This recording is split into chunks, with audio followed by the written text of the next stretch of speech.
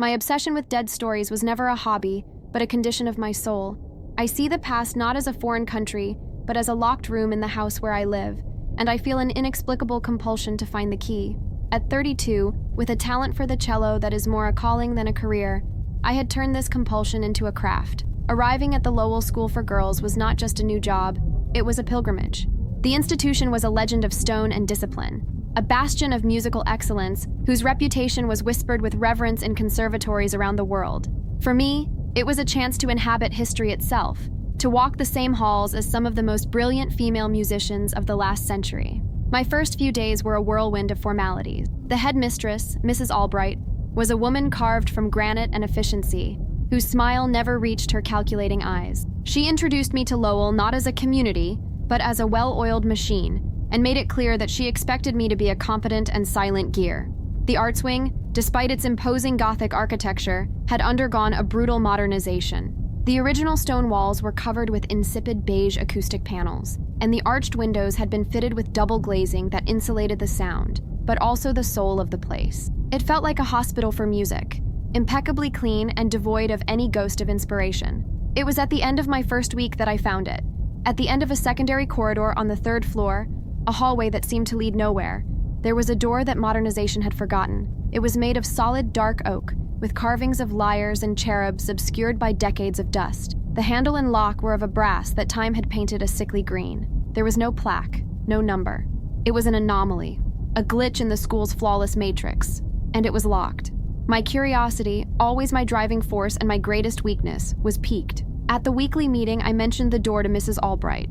The shift in her posture was almost imperceptible, but to someone trained in reading the pauses in music, it was deafening. A subtle hardening of the jaw, a blink that was too quick.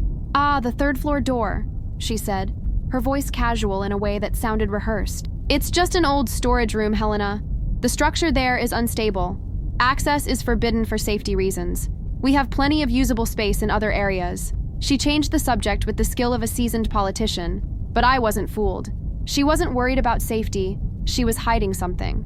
The truth, or at least the beginning of it, came from the source of all unofficial wisdom at Lowell, the library, and its guardian, Mrs. Gable.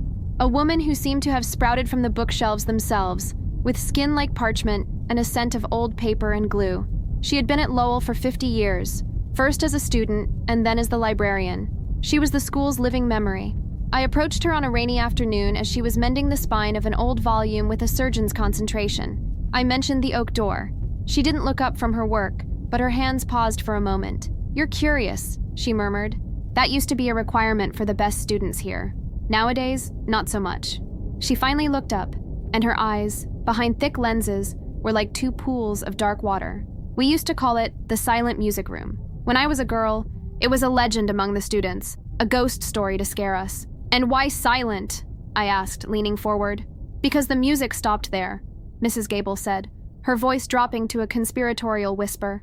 "In 1935, there was an incident, a tragedy. After that, the door was locked, and the order was to forget it ever existed." She returned to her book, a clear sign that the audience was over. "Some doors, my dear, are closed for a good reason, and some music should never be played." Her cryptic warning had the opposite effect. The room was no longer a project for me. It was an obsession. I spent the next 2 weeks in a subtle campaign of attrition against Mrs. Albright. I mentioned the need for more space for advanced practice, the acoustic beauty of old rooms, the historical value of restoring the school's heritage. Finally, exhausted by my polite persistence, the headmistress relented. She tossed a heavy, rusted skeleton key onto her desk. "The responsibility is yours," she said, with a tone of finality. "But don't disturb anything that looks fragile. And don't come to me if you find something you don't like." The key felt cold and alive in my hand. That afternoon, I went up to the 3rd floor. The corridor was silent and empty. I put the key in the lock. The metal, after an initial resistance, turned with a sound like breaking bones. The click of the unlocking latch echoed down the hall like a gunshot. I pushed the door open. The air that greeted me was thick and still, laden with the complex aroma of a century's dust, dried hardwood, and the ghostly, sweet scent of pressed and forgotten flowers. The room was an Egyptian tomb, a perfectly preserved time capsule. Furniture, shelves, chairs, music stands, was covered with white sheets, their forms transformed into ghostly dunes under the faint light filtering through the dusty window. With a sense of reverence, I began to remove the sheets. Dust danced in the air like spores. The room revealed itself. Tall shelves filled with leather-bound sheet music. Navy blue velvet cases containing violins and flutes, their strings and keys tarnished by time. And in the center of the room, like a great sleeping beast, a Bluthner grand piano, its black lacquer dull under a layer of dust. It was the saddest and most beautiful place I had ever seen, a mausoleum of sound.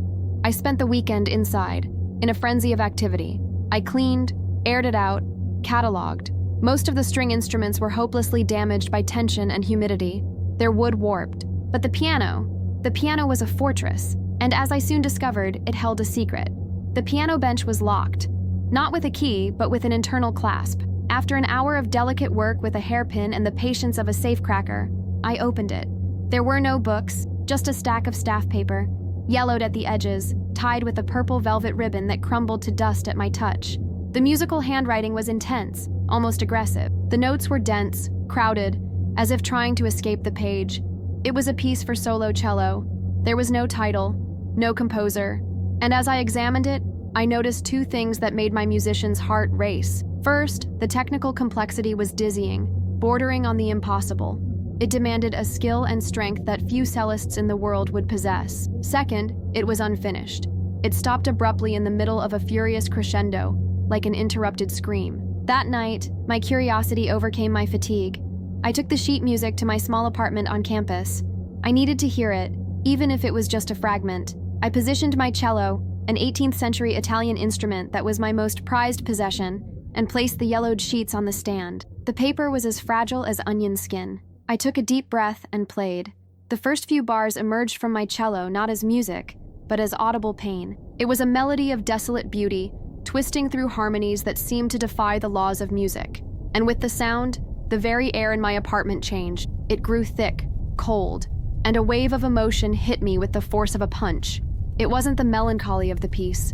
It was something more, a deep, alien sadness mixed with an icy fury, and an ambition so overwhelming it made me feel small and insignificant. I stopped playing, panting, the bow trembling in my hand. The emotion dissipated instantly, leaving me with a racing heart and the nauseating feeling of having touched something profane. "It's just a powerful piece of music," I said aloud to the empty apartment, trying to convince myself. The confirmation that it wasn't just music came the next morning. George, the old janitor, intercepted me in the main hall. His eyes were wide in a way that didn't suit his normally impassive face. "Professor Donovan," he said, his voice low. "I was doing my nightly rounds around 2 a.m, and I heard it coming from the 3rd floor, from that room you opened." "Heard what, George?" "A cello," he whispered, playing a single note, long and sad, the saddest note I've ever heard in my life. It lasted for almost a minute and then it stopped. I ran to the 3rd floor. The room was exactly as I had left it the night before, locked, empty, silent. But I knew George wasn't lying, and I knew, with a cold, creeping certainty, that something in the room had awakened. Or worse, had noticed the door was open. The research became my new obsession. If I could understand the history, maybe I could understand the haunting. I spent every free moment in the library, immersed in the archives. That's when I found the 1935 yearbook and the face of the young cellist, Isadora Valeska. The intense eyes, the genius evident even in a faded photograph. And then, the disappearance from the records, the signature in the yearbook, the handwriting identical to that of the sheet music. I had a name, the music had an author, the ghost had a face. It was at this point that Sophia, my most brilliant student, entered my orbit. Sophia was 17 and played the cello with a passion that mirrored my own. She was the perfect candidate. The piece, I reasoned, was Isadora's unfinished magnum opus. Perhaps completing it, honoring it, was the key to giving her restless spirit peace. The idea was academically vain and artistically irresistible. To restore the room, solve the musical mystery, and have Lowell's new prodigy, Sophia, perform the lost piece of Isadora, the old prodigy. It would be poetic. It would be my indelible mark on the school's history. With the headmistress's reluctant approval for the restoration project, I felt triumphant. I had a brass plaque made for the door. Isadora Valeska Memorial Music Room. That afternoon, standing in front of the oak door, the new plaque shining in the dim hallway light, I felt a shiver of foreboding. Mrs. Gable's warning echoed in my mind. Some music should never be played, but Ambition was a louder song. I put the key in the lock, the sound of the turning metal seeming too loud in the silence. I didn't know it, but as I turned that key, I wasn't just opening a door. I was accepting an invitation that had been waiting patiently, in the dark, for nearly a century. And something on the other side, starved for sound, was more than ready to answer. And so, I opened the door. And with it, I opened something that should have remained sealed forever. In the days that followed, the Isadora Valeska Memorial Music Room became my sanctuary and my torment. At first, the feeling was one of pure triumph. I had rescued a piece of Lowell's history. The first classes I taught there were magical. The acoustics were, as I had suspected, perfect, almost supernatural. The notes seemed to hang in the air for a moment longer than normal, tinged with a resonance no modern engineering could replicate. But the perfection came at a price. The room was always cold, a cold that didn't come from the windows, but seemed to emanate from the stone walls themselves. At first, I ignored it. It was small things, easy to dismiss. While Sophia, my prodigy student, practiced a Bach piece, the string of a violin stored in its case on the other side of the room would snap with a sharp crack that made us jump. Humidity change, I would tell her, with a confidence I didn't feel. Old instruments are temperamental. I started recording our session, a habit of mine to analyze my students' technique. It was one night while reviewing the recordings that I heard the whispers for the first time. I was listening to Sophia's performance, a rendition of Bach so pure it was heartbreaking. And underneath the music, almost imperceptible, like the white noise between radio stations, there was something else. I turned up the volume, put on my headphones, and isolated the frequency. And then I heard it. Not clear words, but an angry, male hissing from deep in the recording. Wrong. Not like that. The headphone felt like it was burning my ear. I tore it off, my heart hammering. I replayed the recording again and again. It was there. Subtle, but undeniable. I didn't tell Sophia. How could I? She was flourishing in that room. She saw Isadora's story as a romantic tragedy and felt honored to play in the same space. I was guiding her, yes, but now I knew it was to the edge of an abyss. The proof came the following Tuesday. It was a terrible mistake, born of my own stupid arrogance. I left Isadora's cursed sheet music on the piano while I went to get a coffee. I had intended to study it alone, locked in my apartment, but when I returned, Sophia was there. She was holding the yellowed sheets with a reverence that chilled me. "Professor," she said, her eyes shining with the fire of artistic ambition I knew so well. "This is breathtaking. It's her music, isn't it? Isadora's. Can I just try?"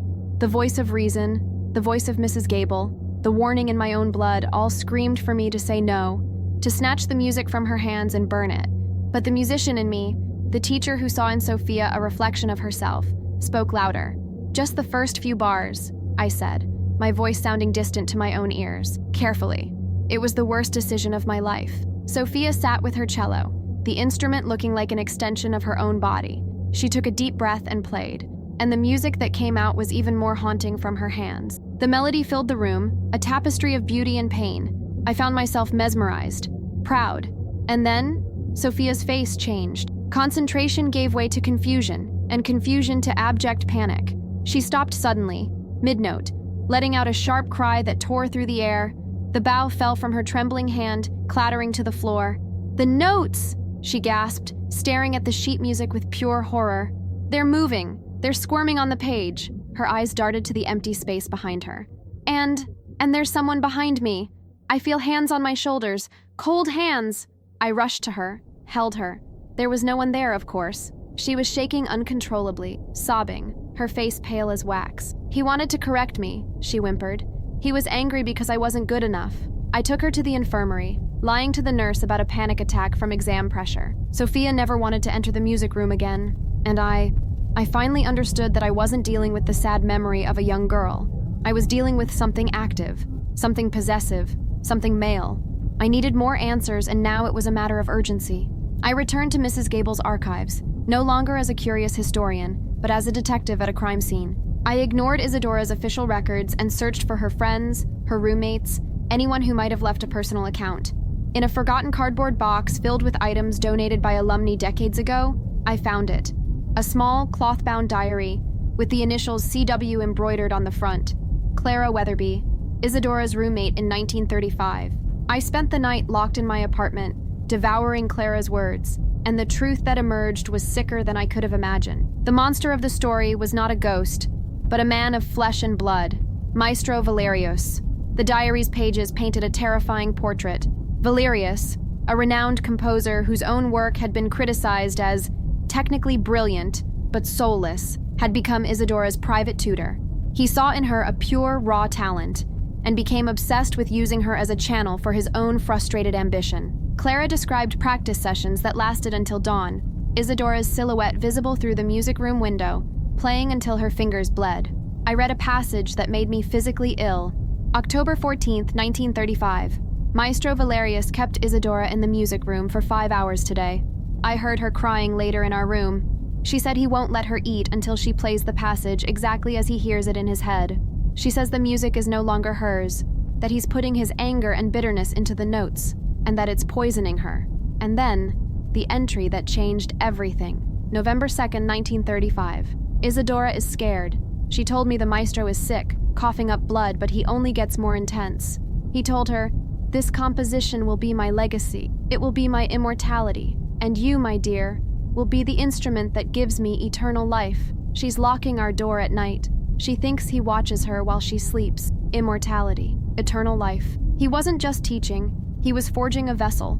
Believing in my misguided compassion that the spirit in the room was still Isadora's, tormented by this trauma, I had an idea as arrogant as it was naive.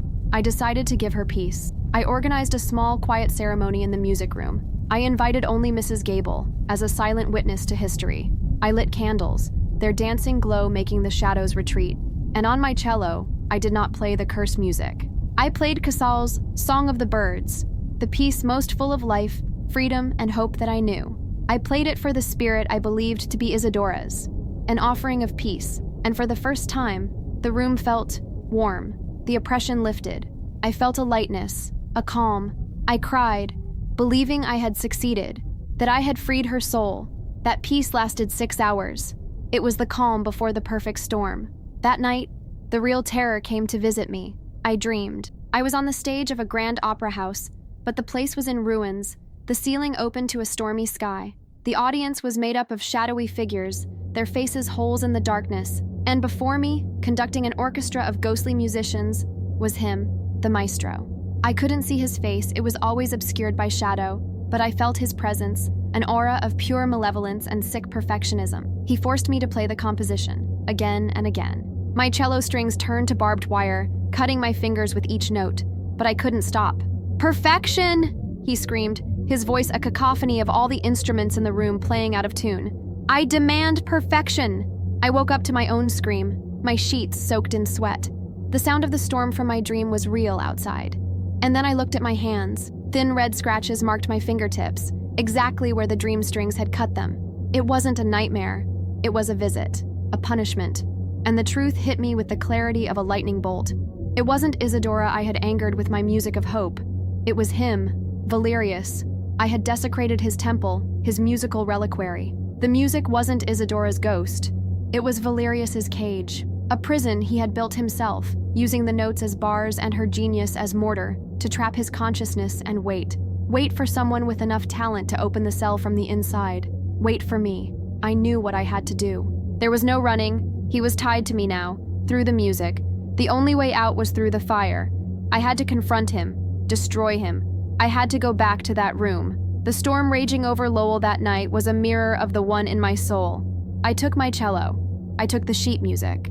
And I walked back to the arts wing, now dark and deserted. My every step echoed in the silent halls like a funeral drum beat, a march to my own execution or my liberation. When I reached the music room door, it was ajar, a dark slash in the wall, an invitation to hell. The wind howled outside, a chorus for what was to come. I walked in. The air was electric, thick with ozone and a presence so palpable I could feel it on my skin, like static. The moment my feet crossed the threshold, the door slammed shut behind me with impossible force, the sound of the turning brass lock echoing in the room. I was trapped. "I know you're here, Valerius," I said, my voice surprisingly steady. "Your work, it's impressive, but it's unfinished." A cold, scraping laugh seemed to come from every corner of the room at once, a sound that was not human. The few lights I had installed flickered erratically, and then burst in a shower of sparks, plunging the room into near-total darkness, illuminated only by the intermittent flashes of lightning. A voice, disembodied and echoing as if from a deep well, answered, "Unfinished? My dear, it was merely waiting for the right soloist." The grand piano began to play on its own, the keys moving with a furious, ghostly speed, hammering out the composition at a deafening volume. Sheet music flew from the shelves like a flock of angry birds circling around me. The shadowy form of the maestro began to coalesce in the center of the room, a whirlwind of dust, shadows, and contained fury. He wanted to break me, to terrorize me into submission, so I would pick up the cello and play his music, complete his ritual, and become his new home. But I had my own plan. I didn't come to be a vessel. I came to be an exorcist. I sat in the chair I had placed in the center of the room. I positioned my cello, and I began to play. I played his music. I played it with all the skill, all the passion I had. I seduced him with his own creation. The chaos in the room subsided. The shadowy form grew sharper, satisfied. His presence drew closer, hungry, hovering over me, ready for the climax, for the moment of possession. And when I reached that final passage, the one that was blank on Isadora's pages, I changed. Where there should have been a triumphant crescendo, I introduced a dissonant note, a sharp, ugly shriek that cut through the air. The spirit faltered, and then I continued. I didn't complete his music. I corrupted it. I played an anti-melody. I used all my understanding of music theory to undo it, to play the chord progressions that were anathema to the classical harmony he so prized. I was breaking his prison, one deliberately imperfect note at a time. No! His voice was now a scream of agony. Traitor! Heretic! This is not music! The room exploded into pandemonium. The spirit writhed, losing its form. I kept playing, tears streaming down my face, each dissonant note a knife I plunged into him and into a part of myself. I was destroying the very essence of the music that lived in me, burning my own soul to destroy his. With a final, broken chord, a harmonic abomination that was the very antithesis of beauty, a blinding light filled the room, and the spirit of Valerius let out a final scream that was not sound, but the silence of 1,000 instruments being destroyed at once. And then, nothing. The most absolute, profound silence I have ever known. The storm outside had stopped. The presence was gone. I was alone, trembling, in the dark, the smell of ozone and dust in the air. I had won. I had silenced him. But, as I would discover in the days and weeks to come, he took me with him. The part of me that was music. I can't hear it anymore. Not like before. The sounds are there, the notes, the melodies, but the emotion, the passion, the color that painted my world, it's all gone. It's like looking at a black and white photograph of someone you once loved deeply. I listen to Bach, and I feel nothing. I sacrificed my soul to destroy his. The Lowell School is at peace. The Isadora Valeska Memorial Music Room has been renovated, exorcised by my musical desecration. It's a bright and happy place now, full of young, talented students. I don't go in there anymore. I've requested a transfer to the history department. It's ironic, I know. Now I just study the facts, the silent ghosts of the past. It's safer. Sometimes I watch the room from a distance. I see the new cello teacher, young and full of a fire I remember having. I see the students laughing, and I feel a hollow ache in my chest. The other day, as I was watching, a gentle breeze came through the open window and turned the pages of a score left on a music stand. A single sheet of staff paper broke free and floated softly to the floor, landing near the piano. No one seemed to notice, but I saw it. Even from a distance, I recognized it. The elegant handwriting, the first few bars of that melody. It was there, quiet, patient. Because monsters like Valerius don't truly die.